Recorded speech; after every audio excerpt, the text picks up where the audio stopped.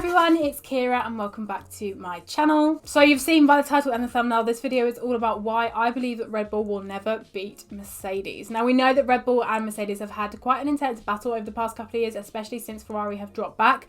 And Red Bull are just there, but never quite there. Obviously we know that Red Bull had their amazing long stint back at the start of the 2010s when they won all them championships, and then when Mercedes came into Formula 1 they dropped back and they have never regained that top space, and I personally don't believe that they will ever get there, and I'm going to be talking to you all about my reasonings why. So before I get into the video, if you do enjoy it, please give it a big thumbs up and do not forget to subscribe to my channel down below. But yeah, let's just get started. So I actually looked into the budgets for the teams, and this was actually from my friend Steph's video. If you want to watch that video, I will leave it in the link below, and check her channel out. She actually does really good content.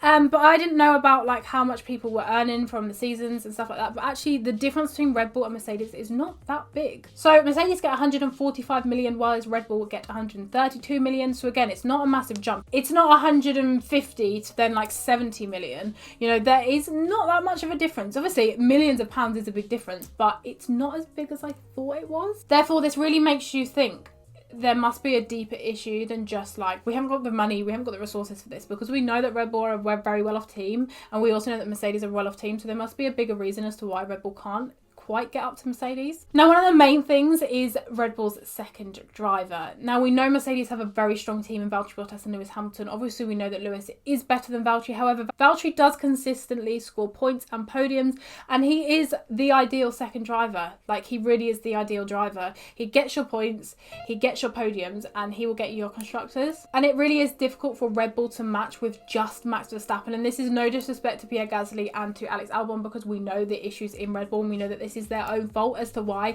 their second driver doesn't perform. However, it is a negative for them because Mercedes have two very strong drivers.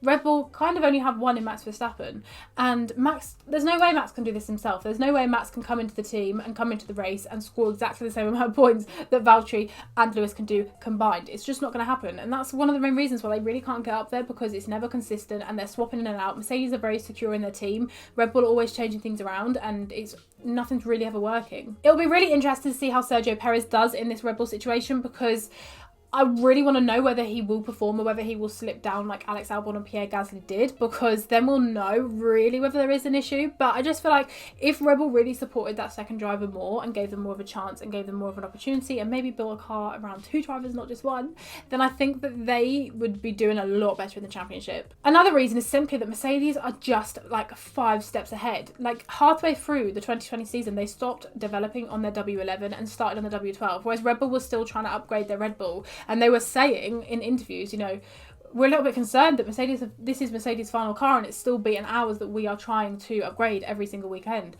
And I just feel like it's a continuous cycle of Red Bull are upgrading their car, but Mercedes are like 6 months ahead. And they need to play the catch-up game, but it's so difficult when Mercedes they do have all the resources and they do have all the information available. They're just so many steps ahead.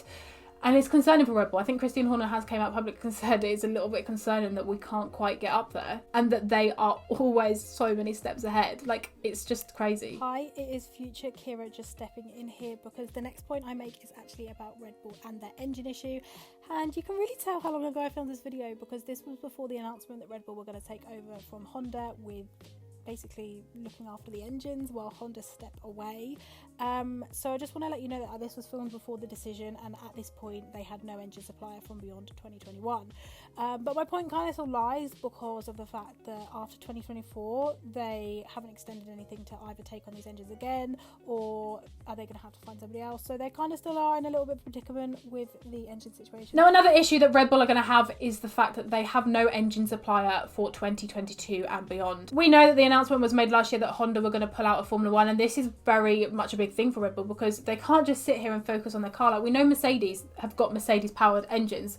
We know Mercedes are secure, they make their own power units, whereas Red Bull aren't. They're a customer team. As much as we don't think they are, because they are at the top, they're a customer team. They have to get their engines from somebody else. They don't supply their own. So it's very worrying that Honda are now going to pull out when they thought they had this secured. With Honda, I feel like they really had this vision to go somewhere with Honda, and to see Honda pull out so quickly after they just rejoined is it's kind of weird. It really is. I get that, you know, they've came out and said we want to be more environmentally friendly, we want to go more into electric, but at the same time that doesn't bode well for Red Bull at all, because they're trying to develop a car for this year and then a new one for the regs next year.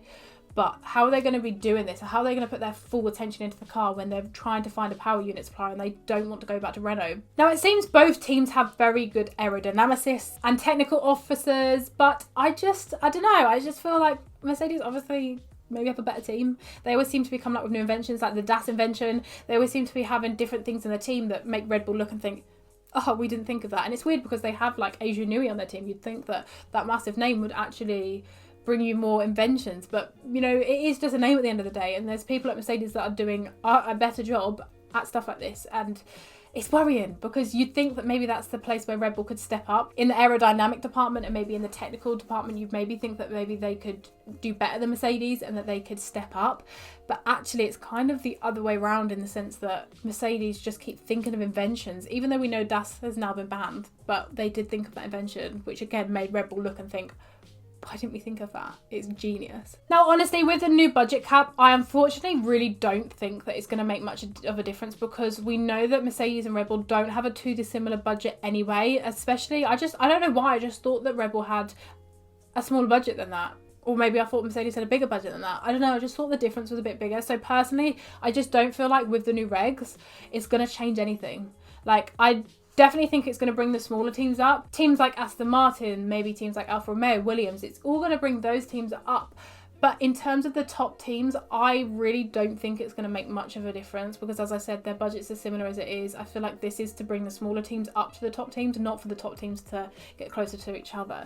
So I just don't believe that this budget cap, especially not in the first couple of years, maybe give it like 5 years or whatever, I feel like maybe that might do something. But I think for now, in the next couple of years, it's still going to be Mercedes dominance, and I just don't think Red Bull are going to get any closer. But regardless of all of the points that I've just made, I really hope that Red Bull prove me wrong. I really want to be proven wrong in this. I love Mercedes, I love Lewis Hamilton, you know, they are my team, that is my driver. But that doesn't mean I don't want to see any fighting on track, and I don't want to see, you know, fights for the championship, because arguably that is what we're in this sport for.